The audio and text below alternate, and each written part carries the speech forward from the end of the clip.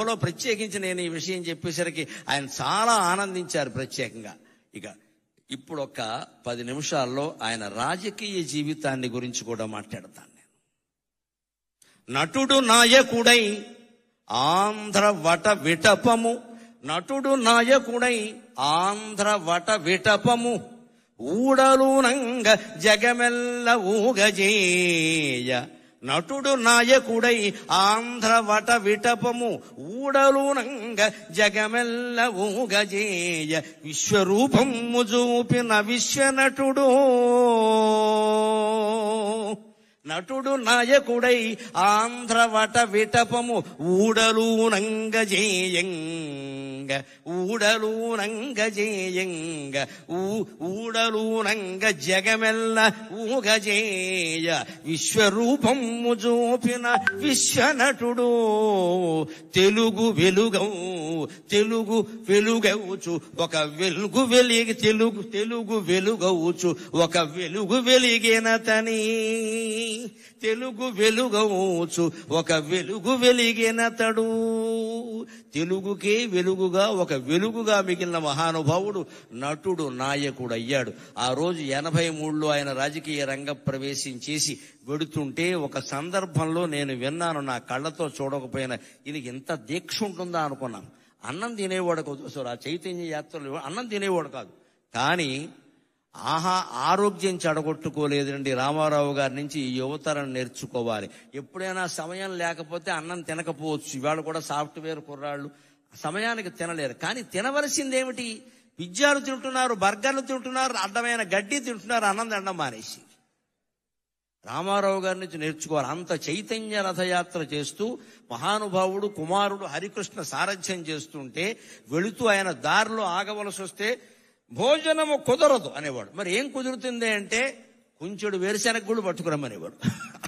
కుంచెడు మళ్ళీ సరిపోవు, ఇక్కడ కొంచెం వేరుశెనగ గుళ్ళు, ఉడికించిన వేరుశెనగ గుళ్ళు పట్టుకొచ్చాక బెల్లం అది కేజీ ఉండాల్సిందే లెక్క. కుంచెడు వేరుశెనగ గుళ్ళు దగ్గర పెట్టుకుని ఉడికించినవి బెల్లం కేజీ దగ్గర పెట్టుకుని అరగంటలో నవిలేడే నేను చూశాను, అనుమానం వెళ్ళేది. అలా కాపాడుకున్నాడు ఆయన ఆరోగ్యాన్ని. ఇవాళ నేర్చుకోవాలి. ఇవాళ అన్నం తినే సమయానికి అడ్డమైన గడ్డి తింటారు, ఆ తర్వాత అన్నం మానేస్తున్నారు, కడుపులో మండిపోతుంది. ఏం తినాలి? పుష్టి కలిగించే ఆహారం తినాలి.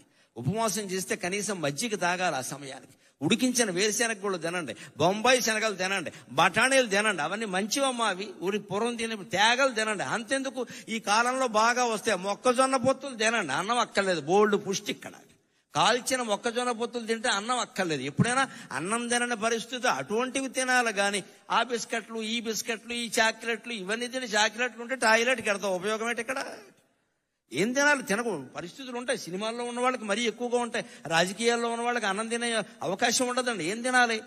ఆరోగ్యం చెడిపోంది తినాలి. అందులో కూడా ఆయన క్రమశిక్షణ ఏమిటంటే అలా ఉడికించిన వేరుశెనగ గుళ్ళు బెల్లం లాంటి ఆహారం తినేవాడు తప్ప బయట ఏదో పట్టుకురమని తినేవాడు కాదండి. నియమం అంటే నిష్ఠే, నియమం అంటే నియమమే, నిష్ఠ అంటే నిష్ఠమే. ఆయన నుంచి అది మనం నేర్చుకోవాలి. ఆ రకంగానే రాజకీయ జీవితాన్ని గడిపాడు. ఇంకొక మాట మనం చెప్పుకోవాలి.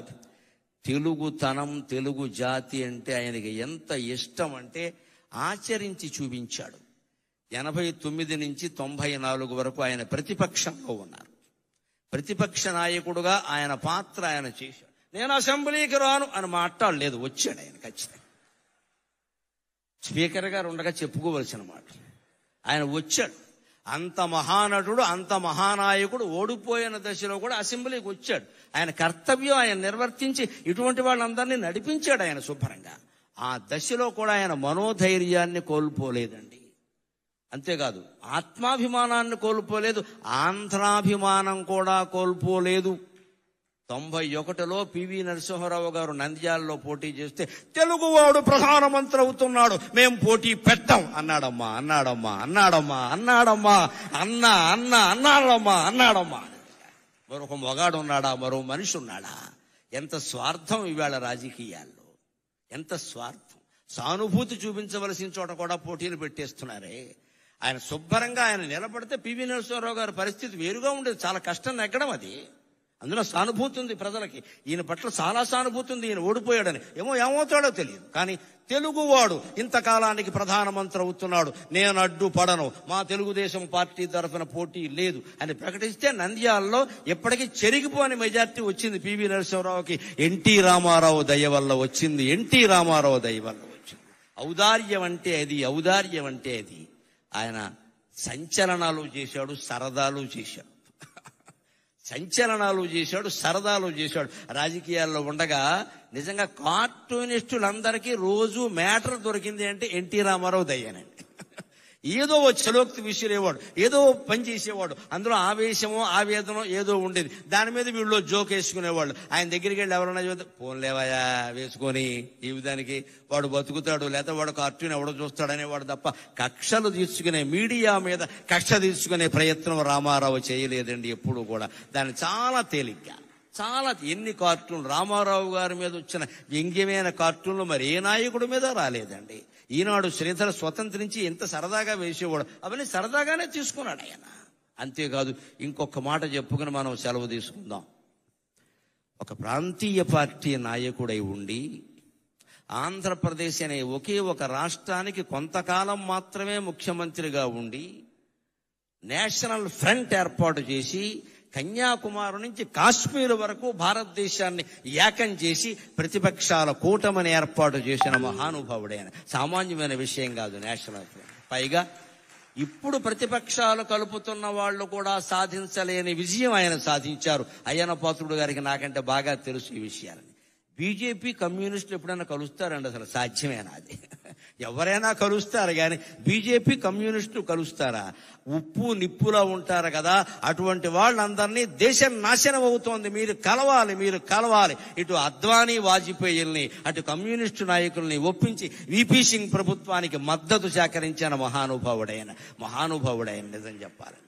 అంటే ఎక్కడ ఇటువంటిది ఎవరు చేయగలుగుతారండి? లోపల నాకు పదవీకాంక్ష లేదు అన్నవాడు చేయగలుగుతాడు. నాకే కావాలి అంటే 30 మంది ఎంపీలను పెట్టి కూడా ప్రధానమంత్రులు అయిన వాళ్ళు ఉన్నారు. మనకు అనవసరం ఇప్పుడు చెప్పుకోవడం. కానీ ఆయనకి ఎంపీలు ఉన్నా సరే కాదు, అదొక నేషనల్ పార్టీ. వాళ్ళు అవనేంటి, మనం సహకారం చేద్దాం, దానికే ఉంది అని సహకరించిన మహానుభావుడు. చివరిగా మళ్ళీ పద్యంలోనే ఆయనకి నివాళి సమర్పించి నేను సెలవు తీసుకుంటా.